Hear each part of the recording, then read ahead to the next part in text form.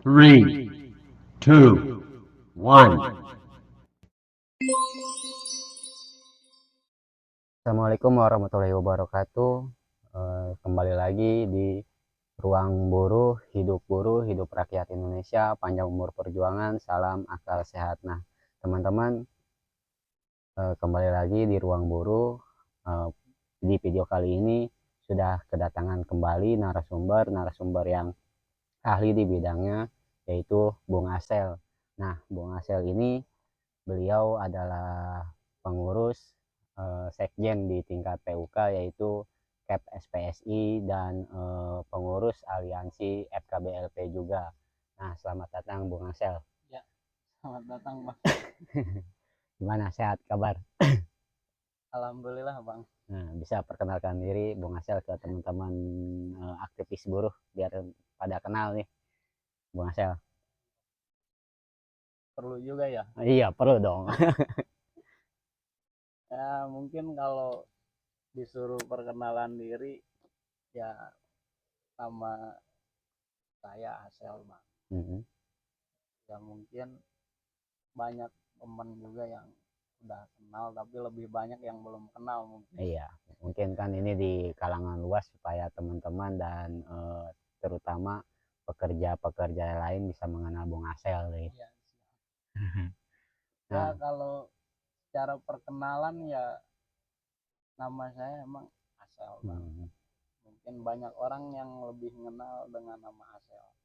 Karena itu ya kalau kita bilang nama udara kan. nama udara. Nama udara gitu. Nah, kalau boleh tahu Bung Asel sekarang kerja di daerah mana, Bang?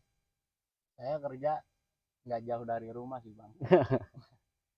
Ya masih di daerah Kabupaten Tangerang lah. Kalau lebih sempitnya lagi di Legok. Oke, siap. Di kawasan Kecamatan Legok gitu. Jadi di Kecamatan Legok ya, Bung Asel ya? Kecamatan Legok. Nah, Bung Asel, di medsos kami ini ingin adanya edukasi ke teman-teman yang para pekerja yang belum tahu nih regulasi tentang organisasi. Nah, beliau inilah yang dari awal membuat kita kupas semua teman-teman perihal tentang Bung Asel ini, dari mulai tidak berorganisasi sampai berorganisasi dan sampai sukses sampai hari ini. Dan beliau pun sekarang sering diminta ke Mokom atau mobil komando untuk berorasi. Keren banget nih Bung Asel nih.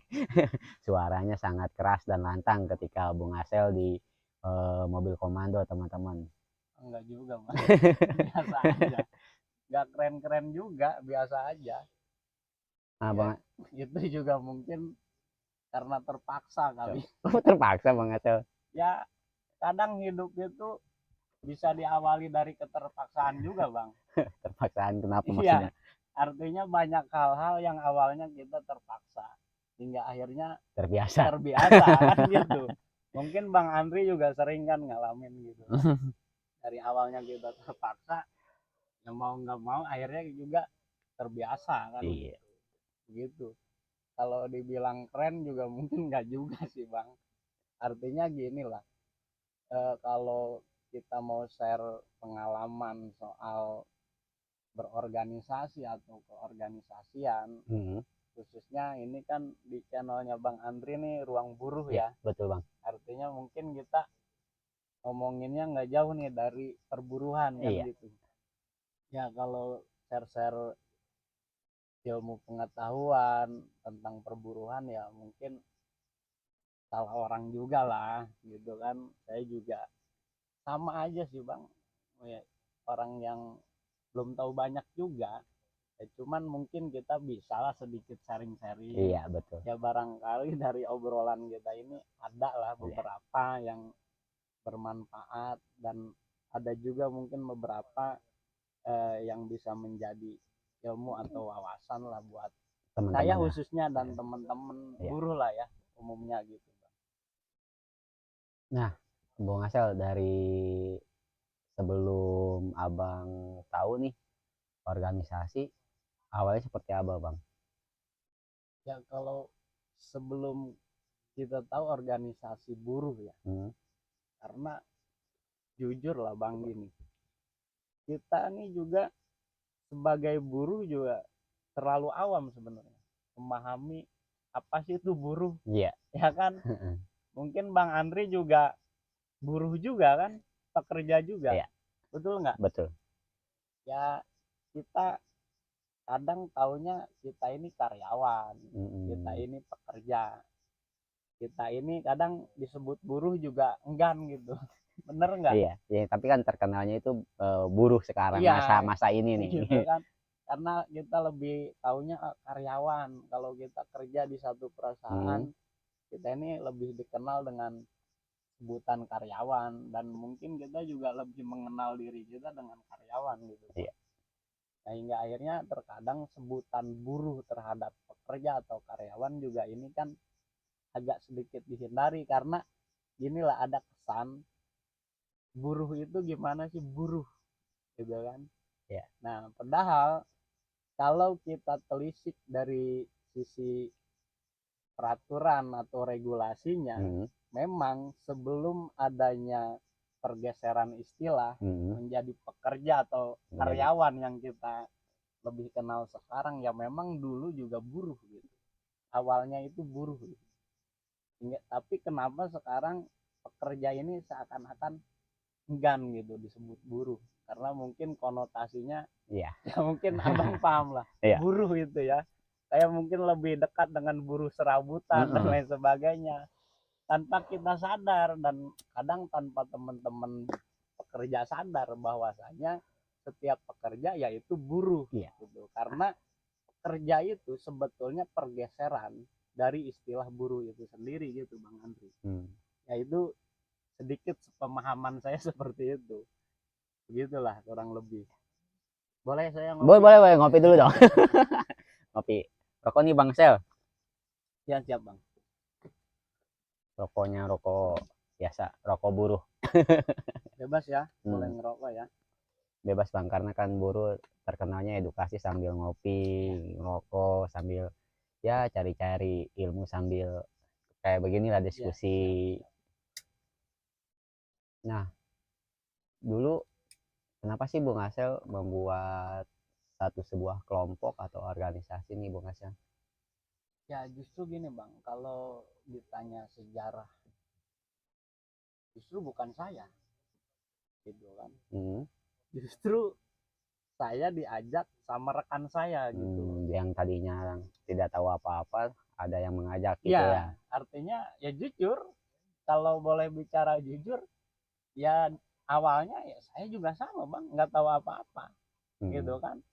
Mungkin Bang Andri juga sama lah ya kan, pernah ngalamin kerja di satu perusahaan, dan mungkin Bang Andri juga saya tahu backgroundnya juga kan mantan pengurus PUK, Serikat Pekerja Serikat Buruh kan, seperti itu. Artinya kalau saya pribadi justru dari awal itu bukan saya yang membentuk, justru saya yang diajak sama kawan-kawan lah yang waktu itu yang mungkin mereka lebih senior dari saya, baik dari segi usia maupun dari segi masa kerja. Karena kan awalnya itu saya diajak sama kawan-kawan yang masa kerjanya sudah lama. Bahkan saya baru masuk Bang waktu itu. Menarik juga nih, baru masuk langsung ditawarin kan untuk menarik. Ikut organisasi ya. Iya ini kan menarik Bang. Artinya saya juga bingung, baru masuk kerja kok kenapa bisa langsung diajak gitu. Diajak untuk ikut berorganisasi, bahkan langsung menjadi pengurus. Ya kan membingungkan. Artinya saya juga bingung gitu, kenapa bisa demikian. Akhirnya ya saya tanya juga gitu kan ke rekan-rekan itu kan, ke kawan-kawan, lah Bang kenapa harus saya gitu kan. Ya mungkin ada alasan-alasan tertentu lah, mungkin begitu Bang Andri. Mungkin di tempat abang atau itu lingkungan abang pribadi di perusahaan itu yang dekat dari kampung abang gitu kan. Itu juga bisa. Dan mungkin ada beginilah, saya juga pernah tanya ya kenapa harus saya Bang gitu kan, sedangkan banyak kawan-kawan kita yang lebih senior lah, ya kan, yang lebih lama kerja di perusahaan ini. Kok saya kan nih baru masuk, anak bawang lah kalau istilahnya kan gitu. Tapi kenapa harus saya? Ya kawan saya itu menjawab, ya abang kayaknya yang bisa.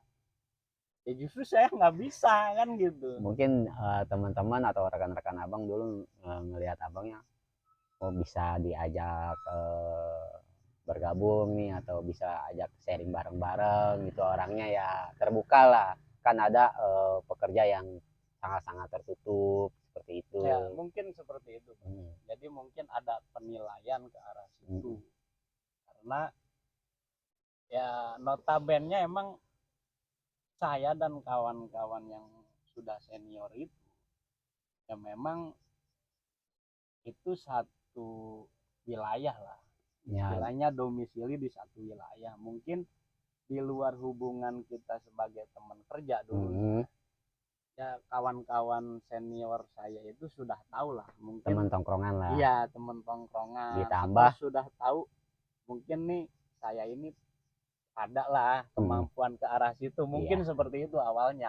Ditambah kan kalau saya tahu nih, lingkungan abang dan perusahaan itu dekat ya. Ya dekat, masih banget. Satu lingkungan. Satu lingkungan lah, nggak jauh lah. Jadi bukan di satu perusahaan abang yang abang bekerja ini sekarang bukan di kawasan industri ya. Enggak. Jadi kawasan perdaerahan gitu ya. Jadi kalau boleh kita bilang memang kebetulan perusahaan tempat saya bekerja ini berkedudukan di wilayah pemukiman penduduk, Bang, gitu. Iya. Jadi memang ya bisa dikatakan mungkin ada unsur itu juga. Artinya bisa saja kawan-kawan senior dulu mengajak saya untuk ikut ke dalam serikat pekerja, bukan hanya sebagai anggota ya, justru langsung sebagai pengurus gitu kan. Ini ekstrim, Bang. Saya baru masuk kerja langsung diajak jadi pengurus kan, sedangkan ya saya ya jujur aja masih dalam tanda kutip masih blow-on banget gitu. Boro-boro tahu tentang perburuhan kan, tapi mungkin ada hal lain lah, penilaian dari kawan-kawan itu ya seperti itu. Mungkin ada penilaian gitu, mungkin setidaknya saya bisa mungkin dalam ranah organisasi, mungkin basicnya itu. Nah, pertanyaan kedua nih Bang Asel. Ya siap. Kenapa di perusahaan abang membuat organisasi? Apakah ada yang janggal di perusahaan tersebut atau gimana, Bang? Ya awalnya saya nggak paham, Bang. Dan setelah saya masuk organisasi dan kita banyak membicarakan hal itu, ternyata tidak lain dan tidak bukan ketika pekerja membentuk organisasi serikat pekerja serikat buruh itu biasanya memang dilatar belakangi karena banyak lah gitu, ataupun ada masalah lah, iya ada persoalan lah yang ya kita anggap kurang beres. Ya kan, artinya mungkin kalau dalam bahasa hukumnya ini perusahaan tidak menjalankan regulasi sesuai dengan ketentuan yang berlaku, mungkin seperti itu. Iya, tidak memberikan kewajibannya sebagai perusahaan dan memberikan hak pekerja gitu. Tapi itu bahasa saya sekarang, dulu saya nggak bisa ngomong itu. Mungkin kayak gitulah. Nah, dulu membuat sebuah organisasi di tahun berapa, Bang? Sebenarnya kalau secara sejarah panjang, Bang. Ya kan mulai dari itulah kan ada istilahnya konsolidasi ya kalau kita mengenal gitu. Penguatan dulu nih dari kumpul-kumpul kecil gitu kan. Terus dari sekian orang semakin banyaknya konsolidasi ya kan. Abang juga pasti paham betul itu. Itu di tahun 2014 lah, Bang. Dan 2015-nya udah diketuk palu, terbentuk. Ya, kita terbentuk dan sah ya. Sah itu. Ada SK pencatatannya dari Disnaker, dan di wilayah kita kebetulan ini wilayah Kabupaten Tangerang. Itu ketuanya waktu itu rekan saya gitu. Seperti itu Bang Andri ceritanya. Itu prosesnya panjang Bang. Jadi nggak mudah gitu. Banyak step by step Banyak pembelajaran. stepannya gitu kan. Banyak kendalanya juga. Banyak apa ya, gangguannya juga. Intervensi lah Iya. dari berbagai pihak. Ya, Abang paham banget lah, artinya kan. Nah, ketika Abang mengarah ke sana dulu membuat sebuah organisasi, pasti kan tadi kata Abang kan berbenturan dengan hal-hal yang lain lah. Kenapa bisa teguh untuk membuat sebuah organisasi, Bang? Ya karena kita ngerasa begitu Bang. Banyak hal-hal yang terjadi di perusahaan ini yang tidak bersesuaian dengan ketentuan yang berlaku seperti itu. Hingga akhirnya kita waktu itu berpikir bagaimana caranya kita bisa merubah itu semua. Nah, tidak mungkin rasanya kalau kita ingin merubah itu semua secara individual, Bang. Iya. Mungkin seperti itu kan pada prinsipnya. Kalau memang kita ingin merubah kondisi itu, kita harus secara bersama-sama. Nah, ketika kita berpikir kita merubah kondisi dengan bersama-sama, kita harus bagaimana? Ya mungkin harus ada wadah lah. Apa sih wadah itu? Ya organisasi. Hingga akhirnya seperti itulah sejarahnya, terbentuklah organisasi serikat pekerja, serikat buruh di tempat saya bekerja. Seperti itu Bang. Jadi itu latar belakangnya awalnya. Jadi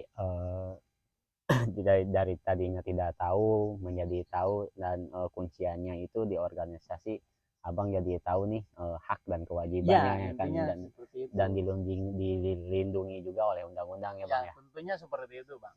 Setelah kita belajar, artinya kan itu yang terpenting memang belajar. Walaupun orang sekarang itu memang malas belajar ya.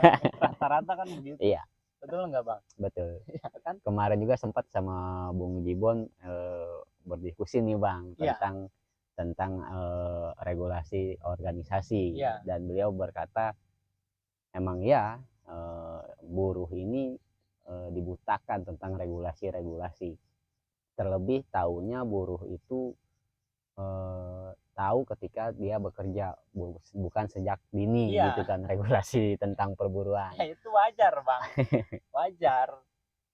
Karena apa ya, hal-hal seperti itu sering kita diskusikan di dalam diskusi pendidikan, atau ada istilah dalam orang-orang buruh itu kopi gelas plastik lah. Kopi gelas plastik apa itu Bang? Ya, jadi baru dengar nih.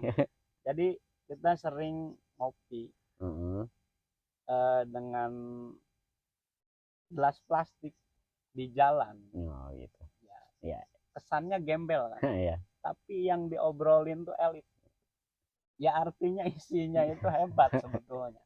Makanya kan kenapa saya selalu membebaskan podcast saya untuk merokok, karena buruh itu kita emang nggak bisa lepas dari ini. Karena kita berdiskusi mempelajari organisasi sambil merokok, ngopi. Begitu Bang. Karena ya ibaratnya kadang belajar ilmu perburuhan itu liar Bang. Iya, mungkin betul. Abang juga ngalamin lah ya kan. Karena ya itu tadi kenapa kita ini buta terhadap regulasi ketenaga kerjaan atau hukum perburuhan kan, karena ya memang hukum ketenaga kerjaan atau perburuhan ini tidak ada dalam kurikulum sekolah Bang. Nah, kita paham nggak nih? Iya. Ya teman-teman paham nggak kan gitu? Ya makanya kemarin saya masukkan tuh di podcastnya yang pertama saya Bang ke ini, masukan untuk pemerintah ya mungkin nanti diselipkan lah di bangku sekolah menengah ke atas lah. Iya, untuk nggak ada kan itu dari SMP sampai SMA. Mungkin kalau di perkuliahan ada. Itu pun kalau misal di fakultas hukum mungkin ada ya kan. Tapi kalau di kurikulum SMP SMA itu nggak ada. hingga akhirnya wajar Bang, ketika seseorang masuk ke dunia kerja, mereka tuh buta tentang aturan ketenaga kerjaan karena memang tidak dipelajari dari semasa dia sekolah, seperti itu kurang lebih. Sekali lagi nih untuk pemerintah ya. Next mungkin bisa dimasukkan lah pembelajaran atau regulasi tentang perburuhan. Jadi ketika teman-teman kita atau saudara-saudara kita yang masih duduk di sekolah itu minimal sedikit mengerti lah tentang regulasi organisasi. Jadi ya kami juga sebetulnya dari awal duduk di sekolah itu tidak mau bekerja gitu kan, pengennya jadi orang sukses lah ya Bang ya. Iya. Cuman kan kalau kata kita nih, kita sebagai buruh itu takdir ya kan. Nah nah makanya Bang, saya ingin terus menerus menggali pembelajaran organisasi. Sekarang kan saya sudah tidak punya wadahnya nih Bang nih, makanya saya sering mengajak teman-teman yang saya kenal nih, termasuk abang yang senior saya yang tahulah masalah terlebih dulu lah membuat sebuah organisasi. Nah ketika itu berdiri organisasi abang KPSPSI tahun 2015. Nah dulu 2015 itu setelah kan banyak lah saya pahami membuat organisasi itu banyak lah masalah-masalah sebelum diketuk palu atau disahkan Bang ya. Berliku-liku berliku-liku tapi saya salut sih perjuangannya. Nah tentu banyak pejuang-pejuang yang jadi korban Bang ya. Jelas Bang, karena ya mungkin kita paham betul ya, istilahnya perjuangan itu selalu ada pengorbanan dengan pengorbanan. mudah-mudahan ya, seperti itulah ya, mudah-mudahan pejuang-pejuang yang sudah tidak bekerja lagi, teman-temannya Bang Asel sukses di luar sana. Amin, amin. Ya itu yang selalu jadi harapan saya pribadi Bang. Dan saya juga gimana ya, seneng banget gitu ngelihat rekan-rekan saya dulu di kepengurusan organisasi ini yang sudah tidak bekerja di perusahaan dan sekarang sukses dengan usahanya masing-masing. Itu saya sangat senang, jujur Bang. Kayak Bung Kuseng ya. Ya ada itu. Ya Bung Kuseng. Bung Kuseng itu alhamdulillah lah beliau tuh sudah sukses dengan usaha dia sendiri, wirausaha dia, karena memang bidang dia lah di situ. Mudah-mudahan beliau sukses selalu. Amin. Nah teman-teman, itulah awal dan asal muasal Bung Asel membuat sebuah organisasi, dan teman contohnya Bung Kuseng lah yang menjadi pejuang yang ter-PHK. Dan banyak Bang. Banyak juga. Selain Bung Kuseng banyak. Kita jujur sangat apresiasi Bang sama kawan-kawan saya yang lebih senior, sama kawan-kawan saya yang hebat lah kalau menurut saya gitu kan. Hebat, mereka tuh punya idealisme yang tinggi kalau menurut saya. Tapi saya dapat poin satu Bang ketika Abang bilang sebuah pengorbanan dalam perjuangan ya. Ketika contoh lah kita sebut aja lah Bung Kuseng ya. Dulu kan sistemnya kontrak dan kontrak ya. Nah ketika membuat organisasi diangkatlah menjadi karyawan tetap ya. Dan ter-PHK pun dapatlah minimal untuk berdikari mendirikan usaha. Dibanding ketika kita hanya bekerja, tahu-tahunya bekerja 3 hal menurut Bung Jibon: bekerja, beristirahat, dan tiap bulan menerima gaji. Tahunya itu aja. Itu rata-rata tuh buruh begitu Bang.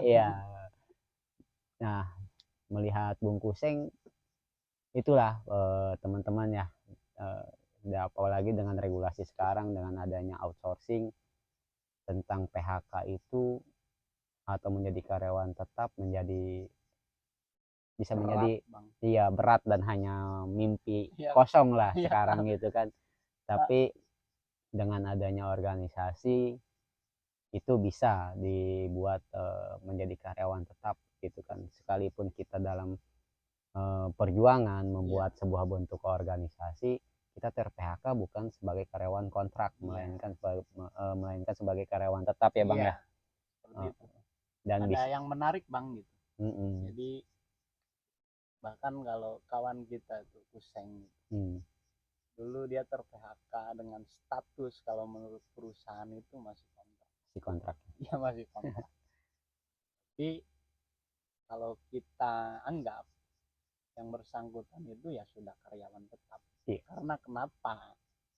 Kita anggap pelaksanaan perjanjian kerjanya ini sudah menyalahi Aturan yang berlaku. Hingga akhirnya demi hukum ini sudah menjadi karyawan tetap. Kan bisa, seperti itu. bisa disimpulkan batal demi hukum Ya, batal demi hukum lah, karena perjanjian kerjanya. Ya. Nah, teman-teman kalau teman-teman menyaksikan di video saya di video channel Ruang Buruh yang kemarin pertama, karena banyak perusahaan-perusahaan yang sistem outsourcing ini dengan kontrak yang diselewengkan gitu ya, Bung Asep. Kebanyakan begitu. Iya. Nah, ketika teman-teman tidak tahu organisasi, ya itulah yang terjadi Bang ya. Tapi ketika teman-teman tahu regulasi tentang perburuhan, membuat organisasi, itu murni batal demi hukum dan Bang ya, dan bisa diangkat menjadi karyawan tetap langsung. Yang disayangkan teman-teman ini khususnya pekerja yang tidak tahu regulasi tenaga kerja, ya taunya ya 3 hal itu ya Bang ya. Iya,